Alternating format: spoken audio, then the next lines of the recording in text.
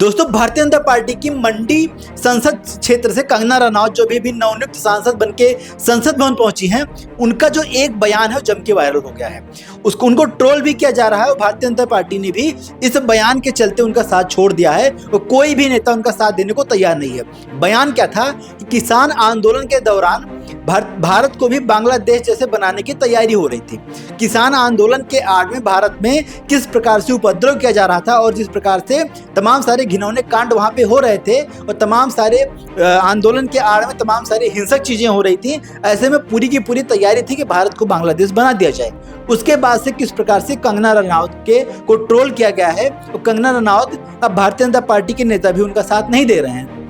लेकिन इसी दौरान दोस्तों, योगी आदित्यनाथ उत्तर प्रदेश के मुख्यमंत्री का एक बयान जम के वायरल हो रहा है, जिसमें योगी आदित्यनाथ कंगना रनौत की बड़ी तारीफ कर रहे हैं। उनको बता रहे हैं कि वो सौवर्ता की परिचायक हैं। वहीं उन्होंने किस प्रकार से उद्धव ठाकरे को, महाराष्ट्र के मुख्यमंत्री को, उस समय पानी पिला दिया था। किस प्रकार से जो उनका कांड हुआ था उद्धव ठाकरे और कंगना रनौत की बीच जो तकरार हुई थी, उसमें कंगना रनौत किस प्रकार से विजयी हुई थी। तो योगी आदित्यनाथ का ये बयान इस दौरान जम के वायरल हो रहा है। योगी ने बताया है कि कंगना रनौत एक तेज तर्रार महिला है, तेज तर्रार लेडी है और किसी मामले में कमजोर नहीं हो रही है। और ये बयान इस दौरान वायरल हुआ जब कंगना रनौत का साथ पूरी बीजेपी छोड़ चुकी है और कहीं ना कहीं बीजेपी लोग उनको ट्रोल भी कर रहे हैं। लेकिन कंगना रनौत ने सिर्फ यही कहा था कि किसान आंदोलन के दौरान भारत को बांग्लादेश बनाने की तैयारी हो रही थी। उसके आड़ में कुछ तत्व ऐसे थे जो कहीं ना कहीं ऐसे काम कर रहे थे कि भारत बांग्लादेश बन जाए और भारत में भी हिंसा फैल जाए। लेकिन योगी आदित्यनाथ का वो बयान अब वायरल हो रहा है कि कंगना रनौत के पक्ष में योगी ने हिमाचल प्रदेश में कितना कुछ बोल दिया था।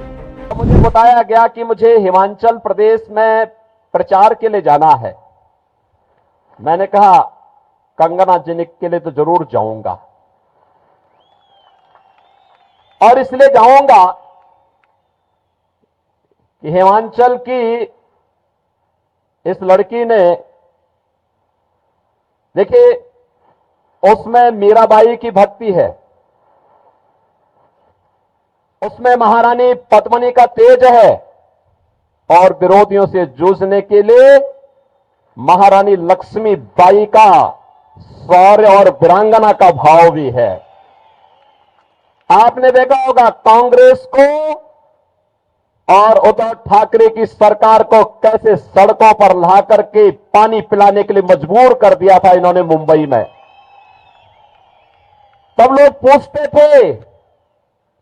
पूछते थे कि कंगना रनौत कौन है। तब यहां से जयराम ठाकुर जी का बयान आया था, कहा कि हमारी यहां की बेटी है और अगर कोई कुछ बाल बांका भी करेगा यहां की दूर भूमि खड़ी हो जाएगी। और बहनों और भाइयों, आज मुझे आपके बीच में यहां पर उनके प्रचार के लिए आने का अवसर प्राप्त हुआ है। आज हम हिमाचल प्रदेश में मंडी में देखें, हमीरपुर में देखें, शिमला में देखें, पालमपुर में देखें, या देश के अंदर कश्मीर से लेकर कन्याकुमारी तक, कामरूप से लेकर के कच्छ तक, पूरे हिंदुस्तान को जो हम देखते हैं, एक ही नारा गूंज रहा है, एक स्वर पूरे हिंदुस्तान का है और वह है कि फिर एक बार, फिर एक बार, फिर एक बार और अब की बार 400 पार की जब बात होती है तो बहन और भाइयों, कांग्रेस चारों खाने चित्त होती है, क्योंकि वो स्वयं 400 सीटों पे चुनाव नहीं लड़ रही है। 400 सीटों पर भी अब उसको चुनाव लड़ने का अवसर प्राप्त नहीं हुआ है।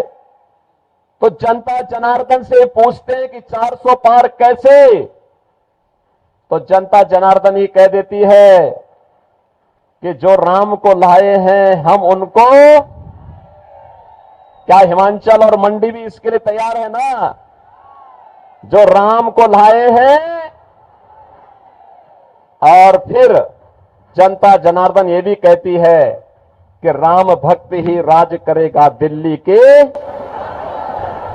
आप भी यही सोचते हैं ना?